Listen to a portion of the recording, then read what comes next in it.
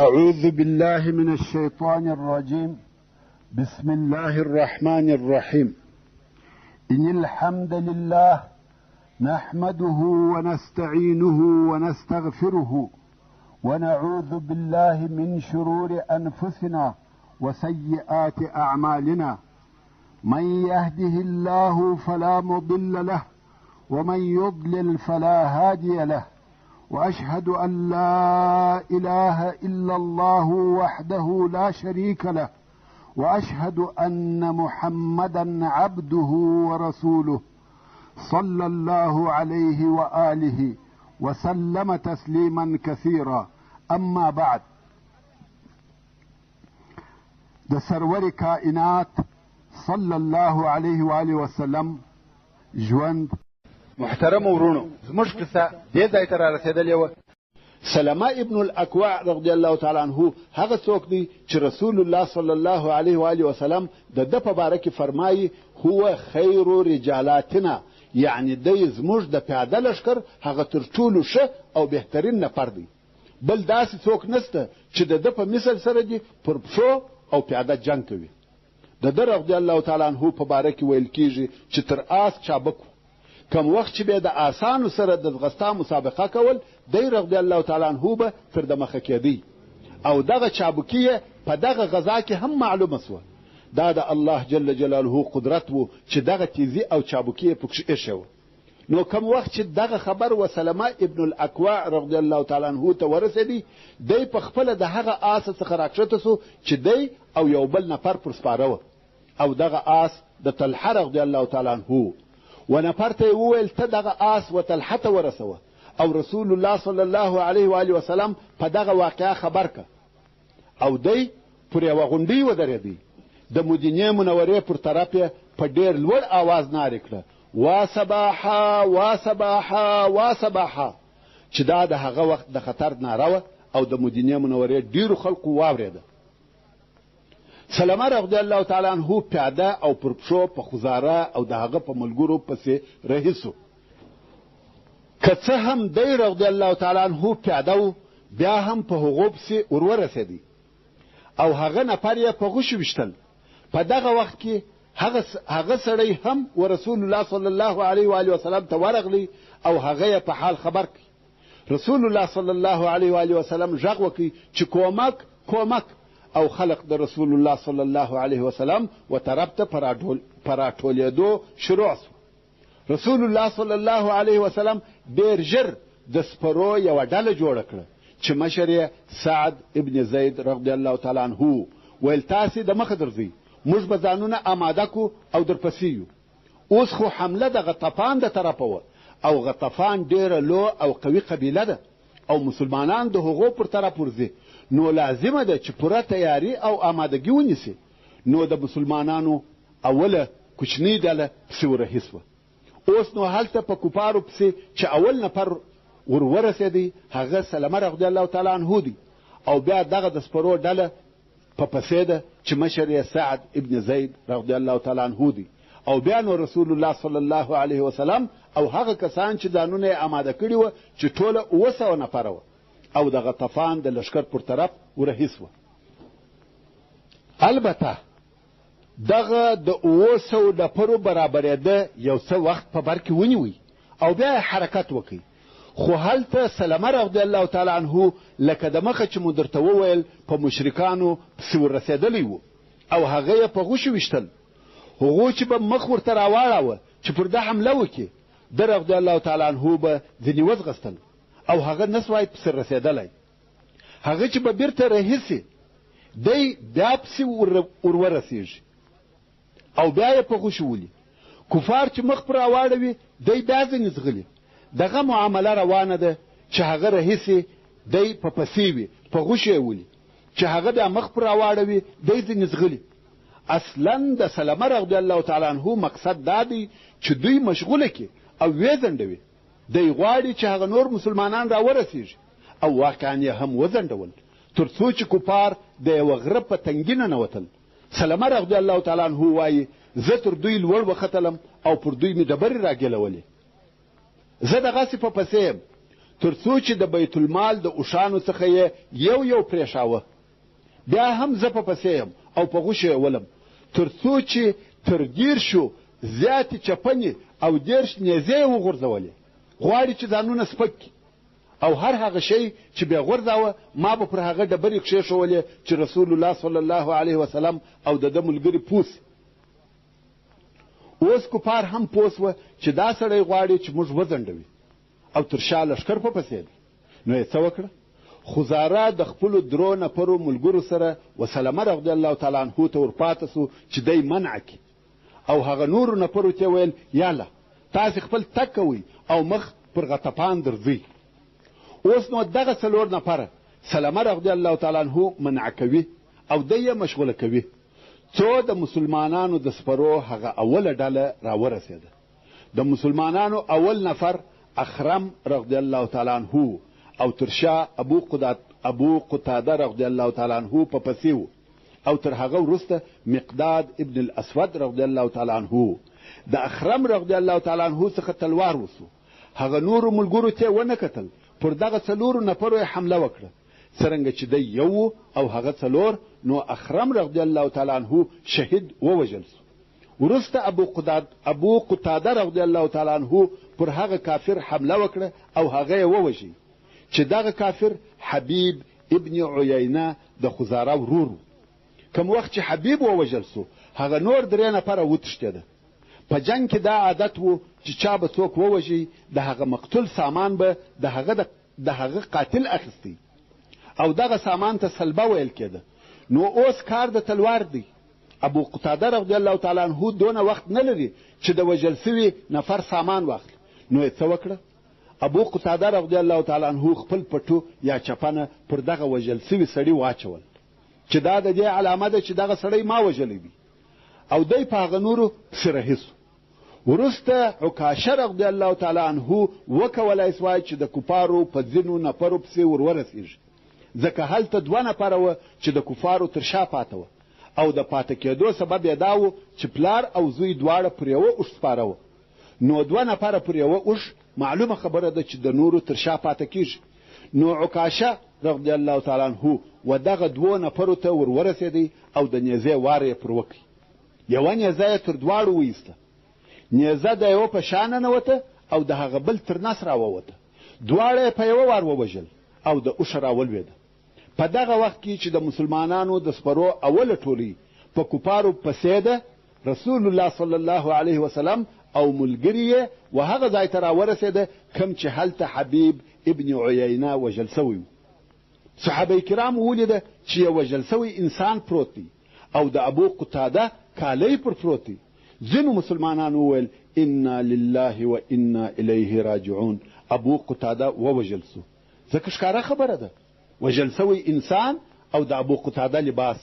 مګر رسول الله صلی الله علیه وسلم وفرمایل یا داسې نه ده، بلکې دغه نفر د ابو قتاده د طرفه وژل سوی دی، ورسې ویې ګورئ. بې له دې څخه چې رسول الله صلی الله علیه و آله وسلم یې وویني دا خبره یې وکړه. کوم وخت چې سړی یې لڅ کړي رښتیا هم هغه حبیب ابن عیینه کافر و او ابو قتاده رضی الله تعالی عنه وژلی و. کفارو د دغه تیښتې په حال کې ډېرې هغه اوښانې چې ورسره رهي کړي یې وې پرېښولې او مسلمانان په پسې دي، تر څو چې رسول الله صلی الله علیه وسلم او اصحابو یې د ذی قرد د اوبو سره واړول. سلمه ابن الاکوع رضی الله تعالی عنه ورسول الله صلی الله علیه و آله وسلم ته ورغلی، ویل یا رسول الله 100 نفره را سره که د دوی به سرونه ورپرېکم او هغه پاته اوښانې به هم ځینې راولم. رسول الله صلی الله علیه و آله وسلم وفرمایل هغه اوس په غطفان کې شیدې څښي، یعنی ته نسې پسې رسېدلی، هغه اوس په خپلو کورو کې دي او دا هم مشکله ده چې د دوی قبیلې ته پسې ورسو، ځکه دغه 200 نفر په تلوار راووتل او د لوی جنگ دپاره آمادګي نه لري چې هغه دې هم د 10,000 نفرو سره وجنګېږي. نو رسول الله صلی الله علیه وسلم او مسلمانانو په دغه ذی قرده چې یوه ورځ او یوه شپه تېره کړه او بیا یې امر وکړي چې بیرته درځئ. رسول الله صلی الله علیه و آله وسلم وفرمایل خیر فرساننا اليوم ابو قتاده و خیر رجالاتنا سلمه، یعنی نن ورځ زموږ د سپرو بهتر او ښه نفر ابو قتاده دی او د پیاده و ښه نفر مو سلمه دی. او سلمه رضی الله تعالی عنه وایي رسول الله صلی الله علیه وسلم ما ته په غنیمتو کې 2 حصې راکړې، هم یې د پیاده حصه راکړه هم یې د سپاره. او بیا رسول الله صلی الله علیه وسلم و مدینې منورې ته د بیرته راتګ په وخت کې پر خپله اوښه ورسره سپور کړم. هغه د مسلمانانو ښځه چې کفار ورسره بیولې وه، کم وخت چې شپه سوه ویې کولی سوای چې په پټه د هغه اوښانو طرف ته ورسې کوم چې کفارو ورسره بیولي وه، چې په هغه اوښانو کې د رسول الله صلی الله علیه و وسلم یوه اوښه هم وه. دغه ښځې هغه اوښه چوکه کړه او پر سپره سوه، مګر اوس لار نه ده معلومه چې بیرته مدینې منورې ته ولاړه سي. غواړي چې د کفارو څخه وتښتي، مګر د غطفان څخه تر مدینې منورې پورې ډېره لار ده او ور معلومه هم نه ده. اوس په حیرت کې ده چې څه وکړي. په آخر کې الله جل جلاله ته دعا او زاری وکړې، ویل یا رب ته مې پر سمه لار برابره کړې. اوښه یې ولاړه کړه او هغه رهي سوه. بې له دې څخه چې ښځه یې یوې او بلې خوا ته برابره کړي، اوښه یې خپل اختیار او سر ته پرېښول او دا یې هم پر ځان نظر کړه که زه الله جل جلاله مدینې منورې ته ورسولم، زه به دغه اوښه د الله جل جلاله د رضا دپاره حلالوم. اوښه رهي ده څو آخر و مدینې منورې ته د ښځې سره ورسېده. ښځه یې د کفارو د شره څخه خلاصه کړه. ښځې هم پر دغه صحیح سالم رسېدو د الله جل جلاله حمد ووایه. ښځه و رسول الله صلی الله علیه وسلم ته ورغله او خپله قصه یې ورته وکړه او ویل یا رسول الله ما پر ځان نظر ایښی و که زه الله جل جلاله خلاصه کړم، زه به دغه اوښه د الله جل جلاله د رضا دپاره حلالوم. رسول الله صلی الله علیه وسلم وفرمایل سبحان الله، ډېر بد مکافات او بدله دې ورکړه، هغې خلاصه کړې او ته حلالوې. دا وفا ده په عوض د دې چې وې نازوې، ځکه ته خلاصه کړې ته حلالوې. او بل دا چې دغه اوښه ستا ملک نه دی، ته څنګه هغه شی نظر ایږدې چې ستا ملک نه وي؟ ته مالک نه یې، نو هر هغه شی چې څوک یې مالک نه وي هغه نظر کښېږدي، دا نظر باطل دی. دا هم یوه فقهي مسله وه.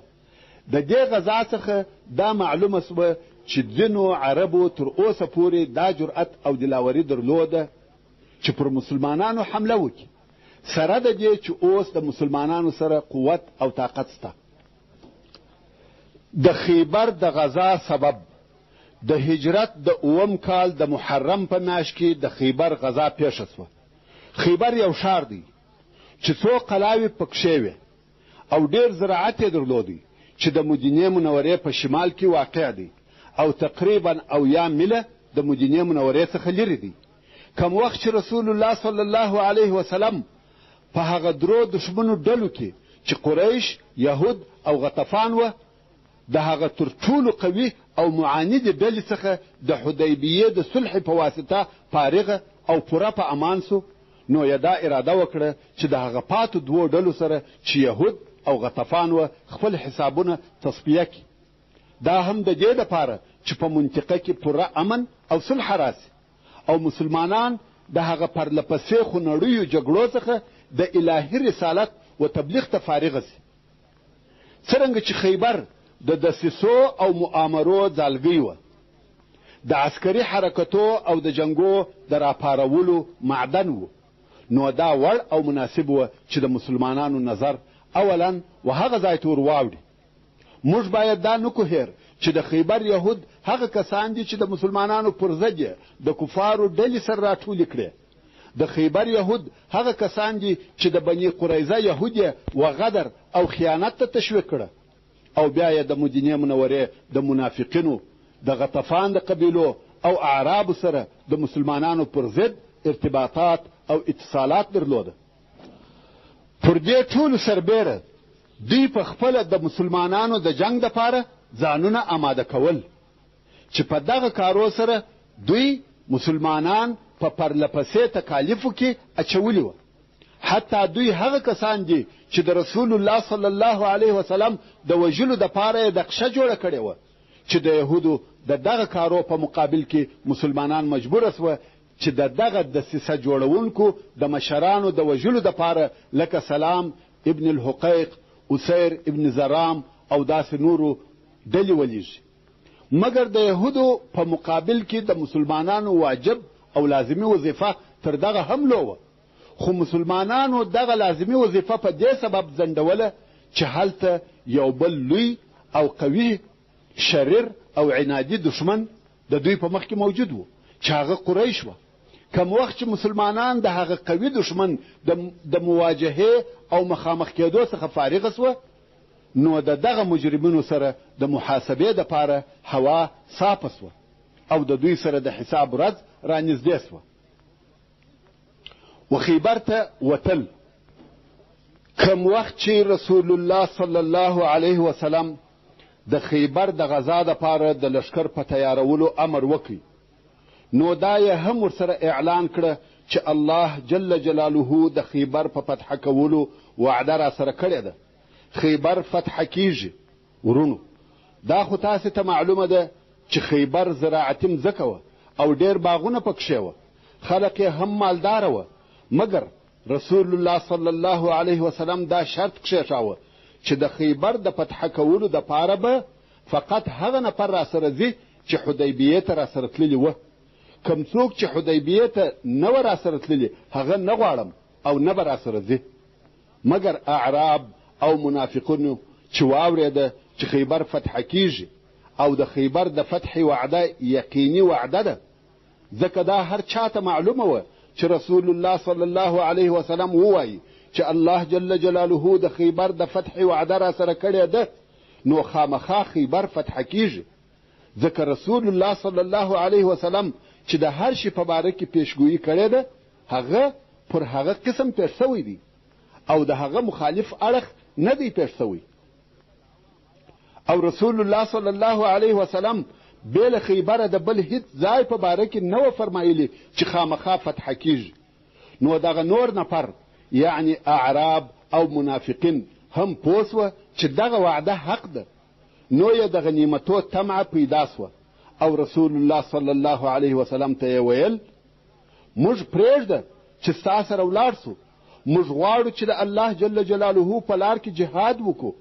مګر رسول الله صلی الله علیه وسلم وفرمایل یا بیله د حدیبیې د نفرو څخه بل څوک به نه را سره ځي، خو اعراب او منافقین ډېرې زارۍ کوي، وایي یا رسول الله موږ په کارو مشغوله وو، موږ کورني مشکلات درلوده، ځینې کارونه او عذرونه راته پیښ وه چې حدیبیې ته نه ولاړو، خو اوس د وتلو اجازه راته وکړه. موږ د الله جل جلاله په لار کې شهادت غواړو، موږ د جهاد د اجر او ثواب څخه مه محرومه کوه. کم وخت چې دغو خلقو ډېرې زارۍ وکړې، نو رسول الله صلی الله علیه وسلم وفرمایل د حدیبیې تر نفرو زیات که څوک غواړي چې زما سره خیبر ته ولاړ سي ولاړ دې سي، مګر هغو نفرو لره په غنیمتو کې حصه نسته. کم څوک چې د جهاد اجر او ثوابونه غواړي، شهادت غواړي، را سره ولاړ دې سي، مګر هو په غنیمتو کې حصه نه لري. نو هیڅوک نور سره ووتی، هغه د شهادت آرزو یې څه سوه، هغه د جهاد شوق یې څه سو، ټوله د خولې خبرې وې. د منافقینو او ضعیف الایمان خلقو دغه حال هم الله جل جلاله په قرآن کریم کې تر دغه پیښې د مخه ښکاره کړی و، کم چې د سورة الفتح په 15 نمبر آیات او نور آیاتو کې فرمایي سيقول المخلفون اذا انطلقتم الى مغانم لتأخذوها ذرونا نتبعكم يريدون ان يبدلوا كلام الله.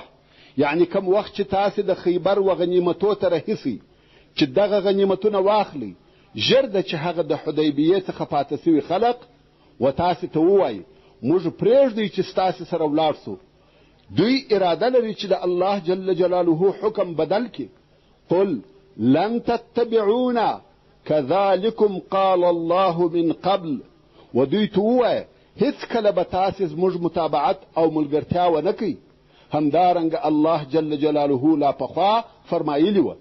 یعنی ستاسې د دغه غوښتنې په باره کې پخوا لا ماته الله جل جلاله هدایت کړی و چې تاسې په دې سفر کې هیڅکله نسئ تلای، که ولاړ سئ نو د دې تګ معنا دا سوه چې د الله جل جلاله په حکم کې تغیر راغلی. حال دا چې د الله جل جلاله په احکامو کې هیڅکله تغیر او تبدیل نه راځي. فسیقولون بل تحسدوننا، نو بیا به دوی درته ووایي چې تاسې زموږ سره حسد او عناد کوئ.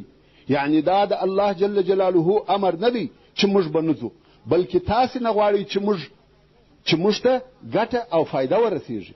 تاسې غواړئ چې د غنیمت مالونه یوازې تاسې ته پاته سي. بل کانوا لا یفقهون الا قلیلا، داسې نه ده لکه دوی چې وایي، بلکې دوی په اسلام او د اسلام په دین نه پوهیږي مګر ډېر لږ. دا ناپوهان په دې نه پوهیږي چې د مسلمانانو د زهد او تقوا مرتبه دونه لوړه ده چې دوی و دنیوي ګټو ته هیڅ نه ګوري. نو کله چې په دوی کې د مال او دنیا حرص نه وي موجود، نو پر تاسې به ولي او د څه شي په سبب حسد کوي. الله جل جلاله نور هم پسې فرمایي: قل للمخلفين من الأعراب ستدعون إلى قوم أولي بأس شديد تقاتلونهم أو يسلمون فإن تطيعوا يؤتكم الله أجرا حسنا. يعني اے محمد صلی الله علیه وسلم، هغه پاته سو خلقو ته چې د اعرابو څخه دي ووایه، ژر ده چې تاسې به د یوه قوي قوم و جنګ ته راوبلل سئ چې یا به تاسې د هغو سره جنګ کوئ یا به هغه قوم مسلمانیږي. نو که تاسې په هغه وخت کې د دغه بلون کې امر ومنئ او په جهاد کې مو ملګرتیا ورسره وکړه، نو به الله جل جلاله تاسې ته ښه اجر او ثواب درکړي. یعنی اوس خو دغه د خیبر غزا ته نسئ تلای، خو بیا په وروسته کې نور ډېر جنګونه راتلونکي دي او د ډېرو سختو جنګي قومو سره د مسلمانانو جنګونه پیښیږي، او دا جنګونه به تر هغو دوام لري چې تر څو دغه قومونه د اسلام په دین مشرفه سي یا د جزیې په ورکولو د اسلام تابع سي. نو که تاسې په رښتیا سره د جهاد محبت لرئ، نو هلته جهاد وکئ، خپله توره او مړانه ښکاره کړئ چې الله جل جلاله به ډېر اجر او ثواب درکړي. ورونو، د دغه جنګي قومو څخه ډېر قومونه مراد او مقصد دي چې د هغو په جمله کې مفسرینو د دغه قومو په تفسیر کې د بنو حنیفه قبیله چې د مسیلمة الکذاب قوم دی، حوازن یا ثقیف چې د حنین په غزا کې مقابله ورسره وسوه، هغه مرتدان چې د ابوبکر صدیق رضی الله تعالی عنه په خلافت کې سخت جنګونه ورسره وسوه، یا د فارس، روم، خراسان، پښتونخوا او نورو قومو او قبیلو چې د خلفاء راشدینو په وختو کې سخت جنګونه ورسره سوي دي ذکر کړي دي. خاصتا په کابل کې ډېر سخت جنګونه وسوه چې تر ډېرې مودې پورې اوږده سوه. پښتانه څو واره مغلوبه سوي او بیا به یاغیان سوه. د اصحاب کرامو لوی جنګي قهرمانان لکه حضرت تمیم او جبیر رضی الله تعالی عنهما هلته شهیدان سوه، او د حضرت عثمان ذی النورین رضی الله تعالی عنه په خلافت کې ټول افغانستان د اسلام په مبارک رڼا منور سو. وان تتولوا كما توليتم من قبل يعذبكم عذابا الیما، او که په راتلونکو جنګو کې هم پاته سواست، نه ولاړاست لکه د مخه چې په حدیبیه کې پاته سواست، نو الله جل جلاله به تاسې ته ډېر دردناک عذاب درکړي. او بیا الله جل جلاله و مؤمنانو ته خطاب کوي او ورته فرمایي: وعدكم الله مغانم كثيرة تأخذونها فعجل لكم هذه. الله جل جلاله ستاسې سره د ډیرو غنیمتو وعده کړې ده چې تاسې بیا واخلئ، او ژر یې درکړه دغه غنیمتونه چې دغه اوس یې په خیبر کې اخلي. تر دې وروسته به ډېر نور غنیمتونه واخلي چې د هغو د جملې څخه یو هم دغه اوسنی د خیبر غنیمت دی چې تاسې بیا واخلئ. وکف ایدی الناس عنکم، او الله جل جلاله بند یا منع کړه لاسونه د خلقو ستاسې څخه. د ناس څخه دلته ډېر خلق او قومونه مقصد دي. اول د قریشو لاسونه د مسلمانانو څخه د هغه صلح په واسطه بند سوه، بل په خیبر کې د یهودو د طرفه مسلمانانو ته کم خاص ضرر او تاوان ونه رسېدی، او بل د مسلمانانو په نه موجودیت کې د هغو کورو او کورنیو ته چا د تجاوز او ضرر لاس ونه غځاوه. ولتكون آية للمؤمنين ويهديكم صراطا مستقيما، او چې سي دغه کار د الله جل جلاله د قدرت نقشه او علامات د مؤمنانو د پاره، یعنی مسلمانان دې وپوهیږي چې الله جل جلاله څونه قادر دی او د مسلمانانو درجه په الهي دربار کې څونه ده، او رستنی ټول الهي وعده هم دارنګ پوره کېدونکي دي، او الله جل جلاله وتاسو ته سمه لار درښيي. وصلى الله تعالى على خير خلقه محمد وآله وأصحابه وأهل بيته أجمعين، والسلام عليكم ورحمة الله وبركاته.